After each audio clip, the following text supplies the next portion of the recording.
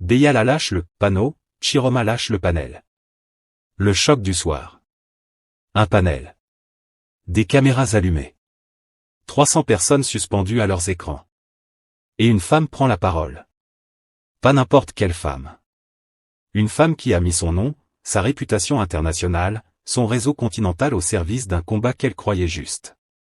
Une femme qui n'est pas venue commenter depuis les gradins, elle était sur le terrain, les mains dans la boue, pendant que d'autres faisaient des discours.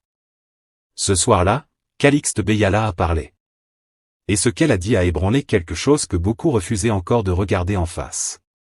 Mais voici ce qui est encore plus révélateur, l'homme au centre de ce débat n'était pas là. Quand son tour est arrivé de monter sur le panel, il a trouvé un prétexte. Et il est resté dans l'ombre.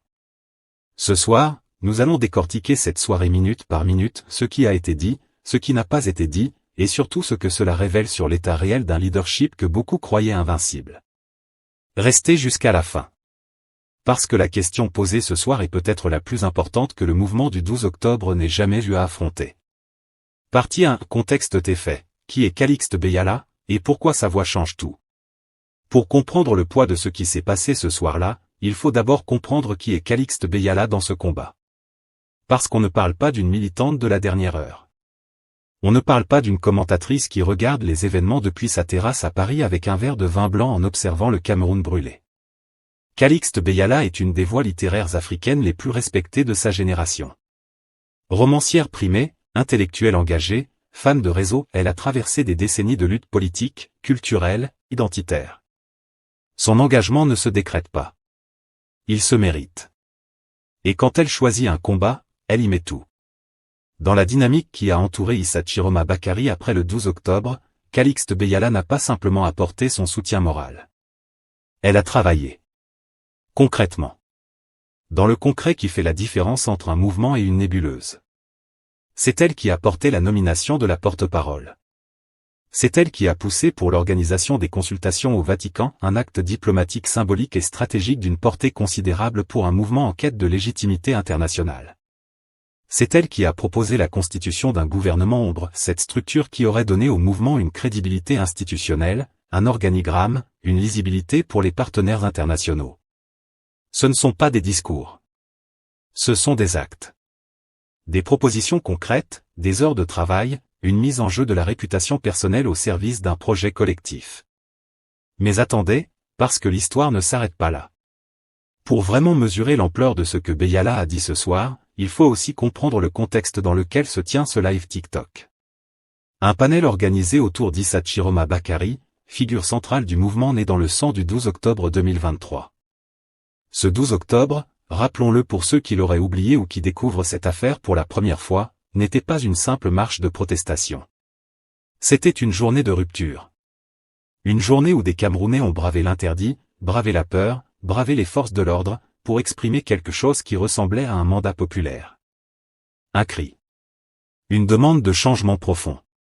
Et dans la foulée de cette journée historique, Issa Chiroma Bakary s'est retrouvé propulsé ou du moins perçu par une partie de l'opinion, comme un porteur de cet élan. Un homme à qui ce peuple avait, selon certains de ses partisans, confié quelque chose de précieux. Quelque chose qui ressemble à de l'espoir. Mais voilà la question qui commence à surgir des conversations, des commentaires, des lives TikTok à minuit, qu'est-ce qu'on a fait de cet espoir? Partie 2. Le conflit, le soir où le masque est tombé. Ce soir de live, l'atmosphère était particulière. Le panel était composé, les intervenants étaient prêts. Et parmi eux, Calixte Beyala, dont la présence seule suffisait à donner du poids à la soirée. Les premières prises de parole sont passées. Les habituels discours de soutien, les éloges convenus, les formules rodées qu'on entend dans tous les panels politiques de la diaspora camerounaise. Vous connaissez la musique. Et puis Beyala a parlé. Et là, quelque chose a changé dans l'air. Elle n'a pas commencé par des compliments. Elle n'a pas distribué des éloges pour se faire bien voir. Elle a dit la vérité. Sa vérité. Celle d'une femme qui a travaillé pour ce projet et qui revient avec un bilan dans les mains, un bilan qui n'est pas glorieux. Elle a dit qu'elle ne reconnaissait plus l'homme qu'elle a soutenu. 6 mots. 6 mots qui, dans la bouche de n'importe quelle militante de base, auraient pu passer pour une déception émotionnelle. Mais dans la bouche de Calixte Beyala, Qui a choisi ces mots depuis des décennies avec la précision d'une chirurgienne? Ces 6 mots sont une déclaration politique. Elle a parlé de l'inaction. Elle a dit que l'inaction a un coût. Que les morts camerounais, ceux du 12 octobre, ceux d'avant, ceux d'après, méritent mieux que le silence d'un exil confortable en Gambie. La Gambie.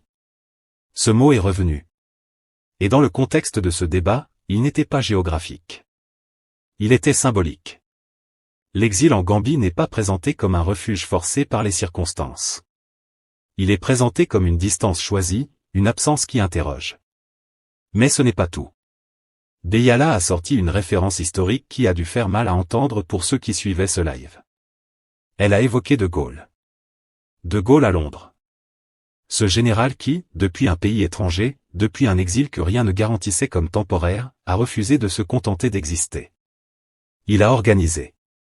Il a nommé. Il a structuré. Il a construit, brique par brique, l'appareil d'une résistance nationale avec des moyens dérisoires et une volonté absolue. La comparaison n'était pas flatteuse pour Tchiroma. Elle ne disait pas qu'il devait revenir mourir au Cameroun. Elle disait qu'il devait prouver que l'exil n'est pas une retraite. Que l'exil peut être une base de combat à condition d'en avoir la volonté, la discipline, l'organisation. Et visiblement, selon son analyse, cette volonté, cette discipline, cette organisation sont absentes. Ou insuffisantes. Ou invisibles. Et là, au moment précis où cette tension atteignait son pic dans le live, où les questions brûlantes étaient posées, où le panel attendait une réponse, une confrontation, un débat digne de ce nom. Tchiroma n'est pas monté. Il avait un prétexte. Les détails du prétexte importent peu. Ce qui importe, c'est le signal. Un homme attendu sur un panel de 300 personnes, un panel organisé en son nom, en son honneur, pour parler de son leadership et de son action, cet homme choisit de ne pas monter. Pas de réponse aux questions sur le gouvernement ombre. Pas de bilan sur les nominations. Pas d'explication sur la Gambie. Rien. Le silence, parfois, parle plus fort que les mots. Partie 3, révélation et décryptage, ce que cette soirée révèle vraiment. Décryptons maintenant ce qui s'est vraiment passé ce soir-là. Parce que ce live TikTok n'était pas qu'une soirée de débat entre partisans camerounais de la diaspora. C'était un révélateur. Un test. Et le résultat de ce test mérite une analyse sérieuse. Premier révélateur, la fracture interne est réelle. Quand un mouvement politique, quel qu'il soit en Afrique, en Europe ou aux États-Unis, commence à produire des dissidences publiques de l'intérieur, c'est que quelque chose s'est cassé. Et quand cette dissidence vient non pas d'un ennemi, non pas d'un rival, mais d'une alliée de la première heure, c'est que la fracture est profonde. Calixte Beyala n'est pas sortie de nulle part pour attaquer Tchiroma. Elle n'a pas de raison personnelle de lui vouloir du mal. Elle n'a pas d'agenda concurrent. Elle était, selon toutes les informations disponibles, une partisane sincère, investie, utile.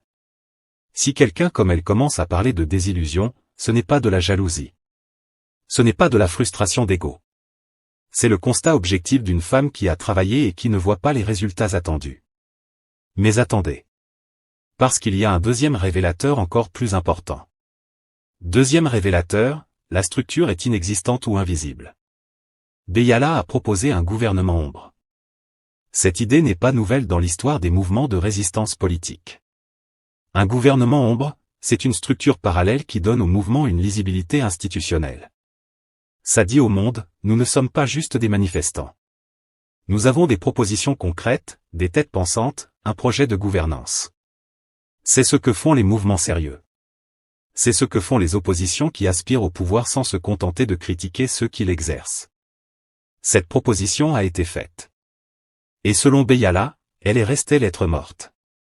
Ou du moins, elle n'a pas produit les résultats escomptés. Pas de gouvernement ombre visible. Pas de nomination qui circule. Pas d'organigramme publié. Pas de porte-parole clairement identifiée et active. Pas de communiqué structuré. Pas de stratégie de communication lisible. Ce que la diaspora camerounaise voit depuis des mois, si elle regarde honnêtement, c'est un mouvement qui tourne sur lui-même. Des lives. Des débats. Des annonces qui ne se concrétisent pas. Des têtes qui émergent puis disparaissent. Et au centre, une figure, Tchiroma, qui est présente sur les réseaux sociaux mais dont l'action concrète est difficile à documenter. Ce n'est pas un jugement définitif. C'est une observation. Troisième révélateur, et peut-être le plus inquiétant, la dérobade face aux questions difficiles. Un leader, un vrai, ne fuit pas les questions difficiles. Un leader qui se dit mandaté par un peuple, qui dit parler au nom de ceux qui ont versé leur sang le 12 octobre, a une obligation morale, éthique et politique de rendre des comptes. Pas à ses ennemis. À ses alliés. À ceux qui ont cru en lui. À ceux qui ont risqué quelque chose pour lui. À ceux qui, comme Calixte Beyala, ont mis leur nom et leur crédibilité dans la balance. L'absence de Chiroma sur ce panel n'est pas anodine. Elle n'est pas technique. Dans le monde du politique, les prétextes techniques sont rarement accidentels. On monte sur un panel quand on veut y répondre. On ne monte pas quand on préfère ne pas répondre. Et ce faisant, Chiroma a peut-être envoyé, involontairement ou non, un message à l'ensemble de ses partisans. Un message qui dit, les questions gênantes, je ne les affronte pas en public. Ce message-là a un coût. Partie 4, analyse satirique approfondie, à la camerounaise. Maintenant, permettez-nous d'analyser cette situation à la camerounaise. Parce qu'au Cameroun, on a un sens particulier de ce genre de situation. On a l'œil exercé pour reconnaître certains schémas politiques. On connaît la danse. Voilà ce que dit la sagesse populaire camerounaise: quand quelqu'un organise un repas en ton honneur et que tu n'oses pas y assister, c'est soit que tu n'as pas faim, soit que tu as peur de ce qu'on va te servir. Ce soir, le menu était clair. On allait servir des questions. Des vraies questions. Pas les questions habituelles auxquelles on a eu le temps de préparer des réponses bien emballées. Des questions posées par quelqu'un qui connaît le dossier. Par quelqu'un qui ne se laissera pas dévier par une réponse floue. Chiroma a choisi de ne pas s'asseoir à cette table. Et là, nous devons parler d'un phénomène que nous observons dans beaucoup de mouvements de l'opposition africaine en diaspora. Ce phénomène a un nom simple: la politique du symbole sans la politique de l'action. La politique du symbole, c'est être présent sur les réseaux sociaux, avoir des centaines de milliers de followers, générer des likes et des partages, faire des déclarations fortes qui circulent, être cité dans les conversations. C'est être une figure. Un repère. Une référence. La politique de l'action, c'est autre chose. C'est nommer des gens à des responsabilités réelles et s'assurer qu'ils travaillent. C'est construire des structures qui tiennent même quand le leader n'est pas en live. C'est négocier, planifier, documenter, rendre compte. C'est le travail de fond, invisible, ingrat, épuisant, sans lequel aucun mouvement ne se transforme en force politique réelle. La question que Beyala a posée ce soir, même sans l'articuler explicitement, c'est: où est la politique de l'action? Et c'est là que la comparaison avec De Gaulle devient brutalement pertinente. De Gaulle à Londres en 1940, c'était un homme qui n'avait rien.